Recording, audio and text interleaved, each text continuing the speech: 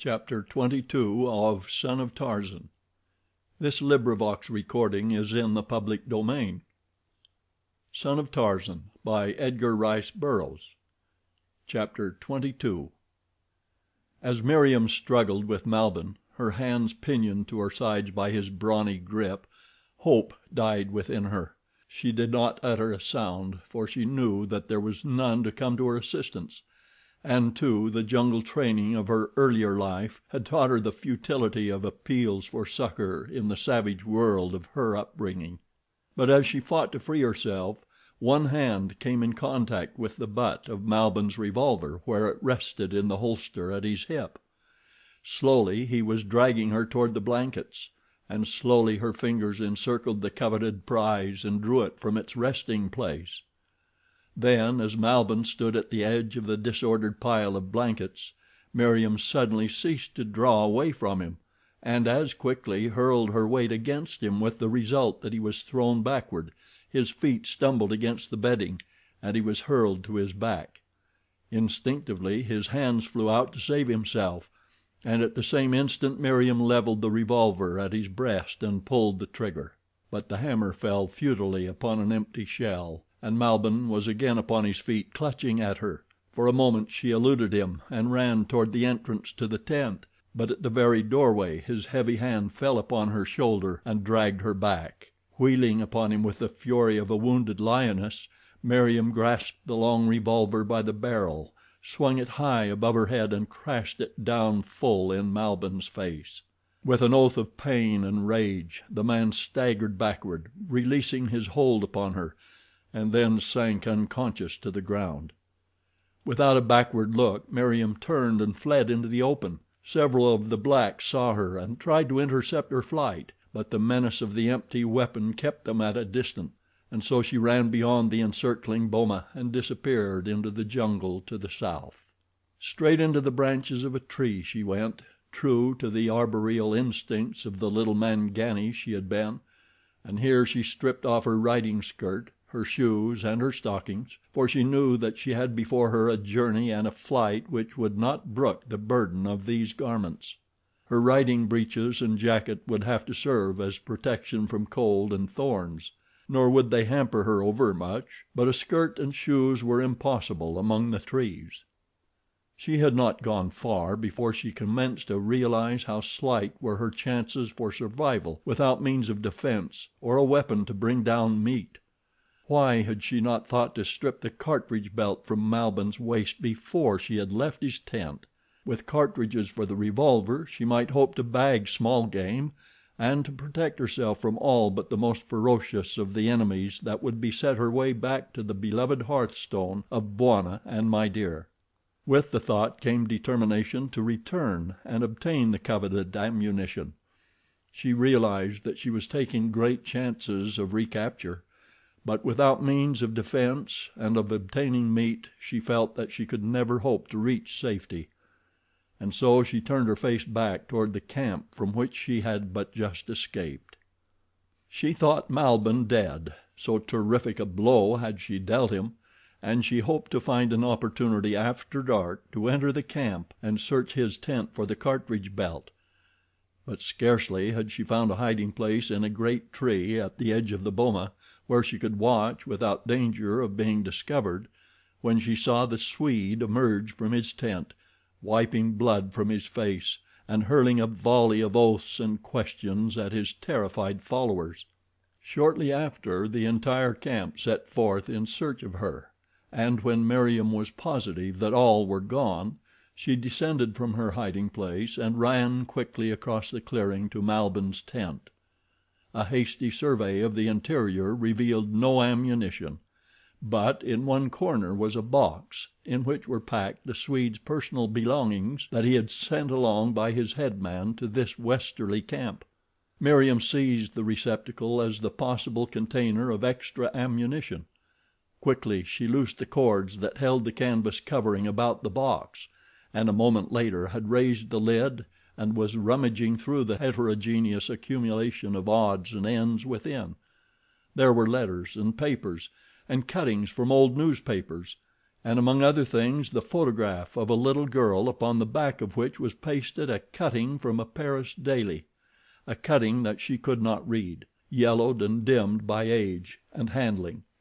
But something about the photograph of the little girl, which was also reproduced in the newspaper cutting, held her attention. Where had she seen that picture before? And then, quite suddenly, it came to her that this was a picture of herself as she had been years and years before. Where had it been taken? How had it come into the possession of this man? Why had it been reproduced in a newspaper? What was the story that the faded type told of it? Meriem was baffled by the puzzle that her search for ammunition had revealed. She stood gazing at the faded photograph for a time, and then bethought herself of the ammunition for which she had come. Turning again to the box, she rummaged to the bottom, and there in a corner she came upon a little box of cartridges. A single glance assured her that they were intended for the weapon she had thrust inside the band of her riding breeches, and slipping them into her pocket she turned once more for an examination of the baffling likeness of herself that she held in her hand. As she stood thus in vain endeavor to fathom this inexplicable mystery, the sound of voices broke upon her ears. Instantly she was all alert. They were coming closer. A second later she recognized the lurid profanity of the Swede. Malbihn, her persecutor, was returning. Meriem ran quickly to the opening of the tent and looked out. It was too late. She was fairly cornered. The white man and 3 of his black henchmen were coming straight across the clearing toward the tent. What was she to do? She slipped the photograph into her waist. Quickly she slipped a cartridge into each of the chambers of the revolver. Then she backed toward the end of the tent, keeping the entrance covered by her weapon. The man stopped outside, and Meriem could hear Malbihn profanely issuing instructions. He was a long time about it, and while he talked in his bellowing, brutish voice, the girl sought some avenue of escape. Stooping, she raised the bottom of the canvas and looked beneath and beyond. There was no one in sight upon that side. Throwing herself upon her stomach, she wormed beneath the tent wall just as Malbihn, with a final word to his men, entered the tent. Meriem heard him cross the floor, and then she rose and, stooping low, ran to a native hut directly behind. Once inside this, she turned and glanced back. There was no one in sight. She had not been seen. And now from Malbihn's tent she heard a great cursing. The Swede had discovered the rifling of his box. He was shouting to his men, and as she heard them reply, Meriem darted from the hut and ran toward the edge of the boma furthest from Malbihn's tent. Overhanging the boma at this point was a tree that had been too large, in the eyes of the rest-loving blacks, to cut down. So they had terminated the boma just short of it. Meriem was thankful for whatever circumstance had resulted in the leaving of that particular tree where it was, since it gave her the much-needed avenue of escape which she might not otherwise have had.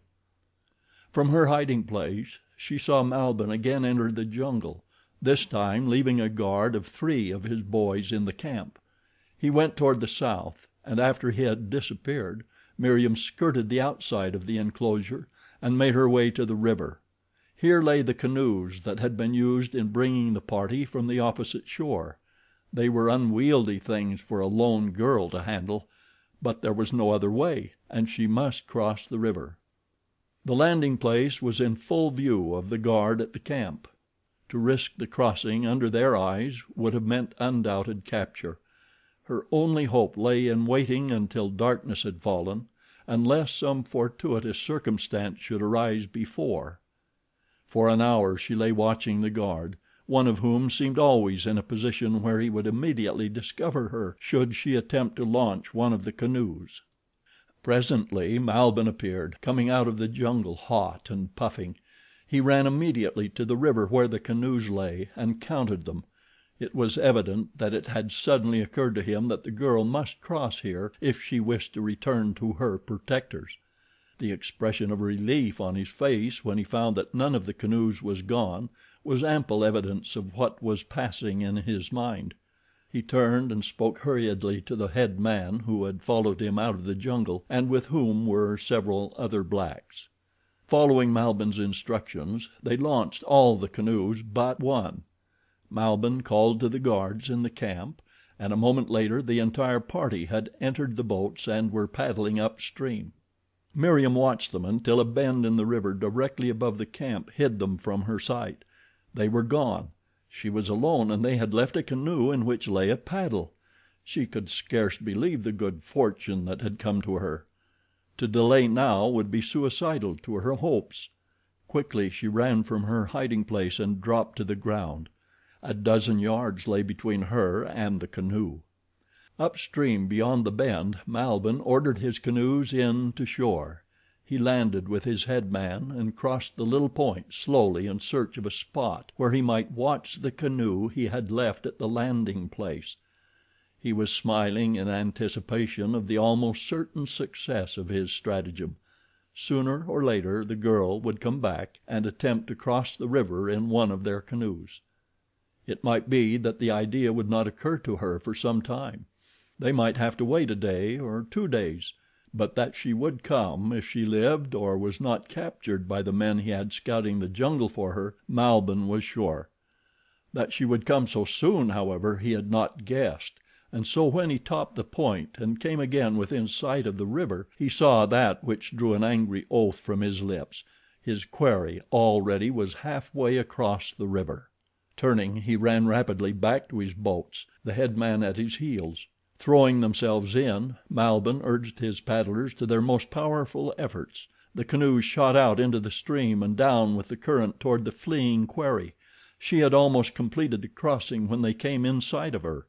At the same instant she saw them, and redoubled her efforts to reach the opposite shore before they should overtake her. 2 minutes' start of them was all Meriem cared for. Once in the trees she knew that she could outdistance and elude them. Her hopes were high. They could not overtake her now. She had had too good a start of them.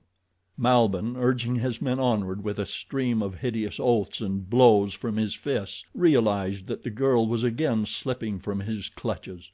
The leading canoe, in the bow of which he stood, was yet 100 yards behind the fleeing Meriem when she ran the point of her craft beneath the overhanging trees on the shore of safety.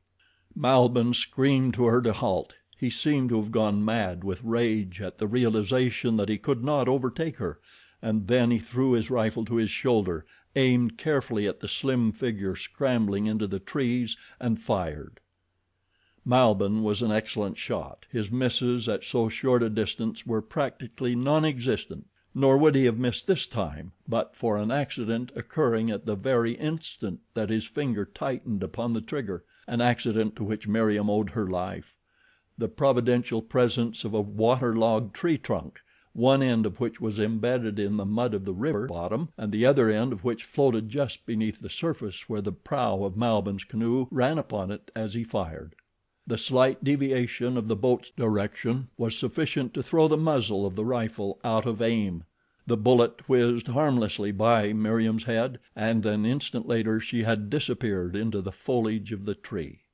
There was a smile on her lips as she dropped to the ground across a little clearing where once had stood a native village surrounded by its fields. The ruined huts still stood in crumbling decay. The rank vegetation of the jungle overgrew the cultivated ground. Small trees already had sprung up in what had been the village street, but desolation and loneliness hung like a pall above the scene. To Meriem, however, it presented but a place denuded of large trees which she must cross quickly to regain the jungle upon the opposite side before Malbihn should have landed. The deserted huts were, to her, all the better because they were deserted. She did not see the keen eyes watching her from a dozen points, from tumbling doorways, from behind tottering granaries. In utter unconsciousness of impending danger, she started up the village street, because it offered the clearest pathway to the jungle. A mile away toward the east, fighting his way through the jungle along the trail taken by Malbihn when he had brought Meriem to his camp, a man in torn khaki, filthy, haggard, unkempt, came to a sudden stop as the report of Malbihn's rifle resounded faintly through the tangled forest. The black man just ahead of him stopped too. "We are almost there, Bwana," he said. There was awe and respect in his tone and manner. The white man nodded and motioned his ebon guide forward once more. It was the Hon. Morison Baynes, the fastidious, the exquisite. His face and hands were scratched and smeared with dried blood from the wounds he had come by in thorn and thicket. His clothes were tatters, but through the blood and the dirt and the rags a new Baynes shone forth, a handsomer Baynes than the dandy and the fop of yore. In the heart and soul of every son of woman lies the germ of manhood and honor. Remorse for a scurvy act, and an honorable desire to right the wrong he had done the woman he now knew he really loved, had excited these germs to rapid growth in Morison Baynes, and the metamorphosis had taken place. Onward the two stumbled toward the point from which the single rifle shot had come. The black was unarmed. Baynes, fearing his loyalty, had not dared trust him even to carry the rifle which the white man would have been glad to be relieved of many times upon the long march; but now that they were approaching their goal, and knowing as he did that hatred of Malbihn burned hot in the black man's brain, Baynes handed him the rifle, for he guessed that there would be fighting. He intended that there should be, for he had come to avenge. Himself, an excellent revolver shot, would depend upon the smaller weapon at his side. As the two forged ahead toward their goal they were startled by a volley of shots ahead of them. Then came a few scattering reports, some savage yells, and silence. Baynes was frantic in his endeavors to advance more rapidly, but there the jungle seemed 1,000 times more tangled than before. A dozen times he tripped and fell. Twice the black followed a blind trail and they were forced to retrace their steps; but at last they came out into a little clearing near the big afi, a clearing that once held a thriving village, but lay somber and desolate in decay and ruin.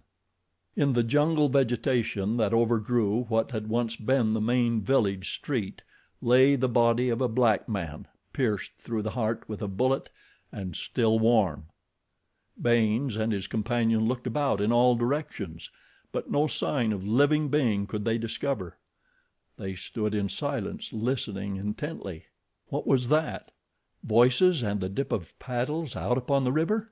Baynes ran across the dead village toward the fringe of jungle upon the river's brim. The black was at his side.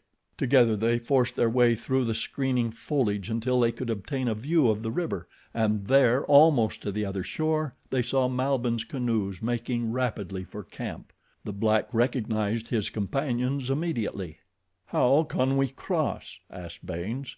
The black shook his head. There was no canoe and the crocodiles made it equivalent to suicide to enter the water in an attempt to swim across. Just then the fellow chanced to glance downward.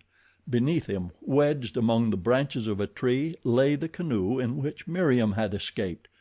The Negro grasped Baynes' arm and pointed toward his find. The Hon. Morison could scarce repress a shout of exultation. Quickly the two slid down the drooping branches into the boat. The black seized the paddle, and Baynes shoved them out from beneath the tree. A second later the canoe shot out upon the bosom of the river and headed toward the opposite shore and the camp of the Swede.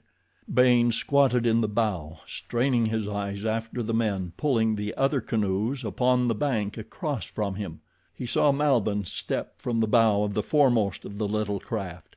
He saw him turn and glance back across the river. He could see his start of surprise as his eyes fell upon the pursuing canoe and called the attention of his followers to it. Then he stood waiting, for there was but one canoe and two men. Little danger to him and his followers in that. Malbihn was puzzled. Who was this white man?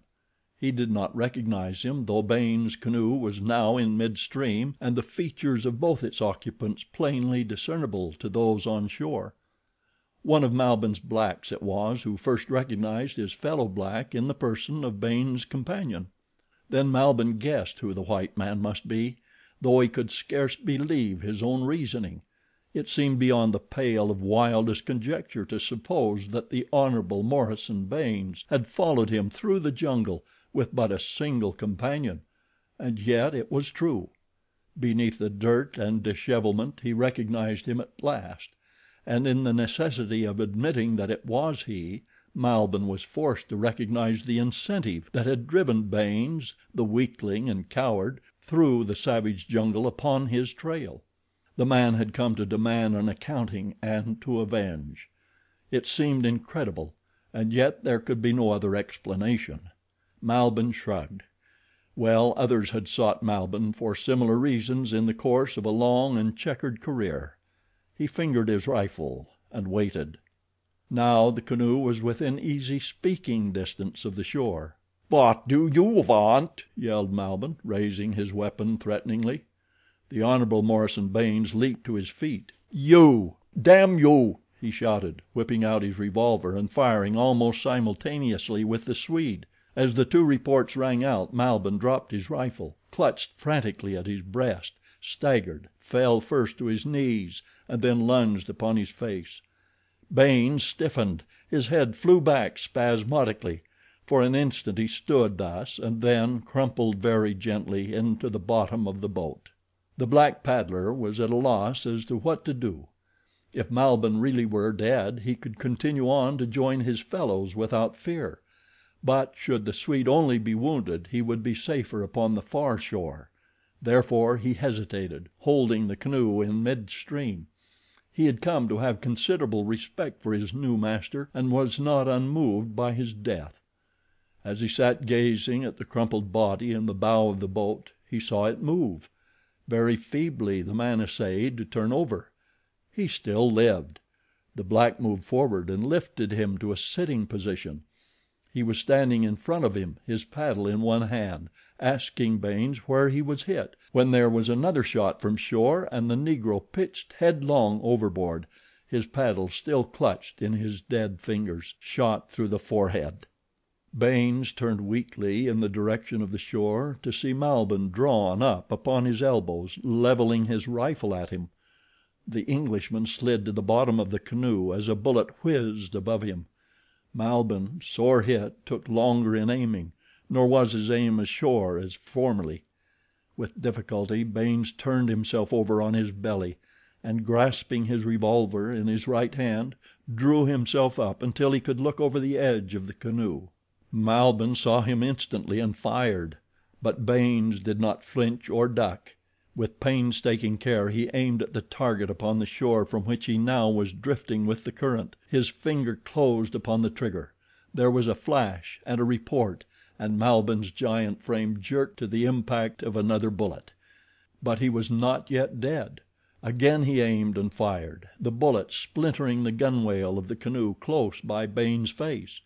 Baynes fired again as his canoe drifted further downstream, and Malbihn answered from the shore where he lay in a pool of his own blood.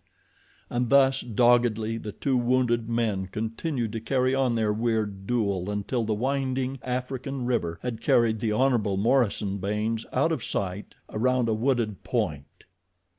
Chapter 22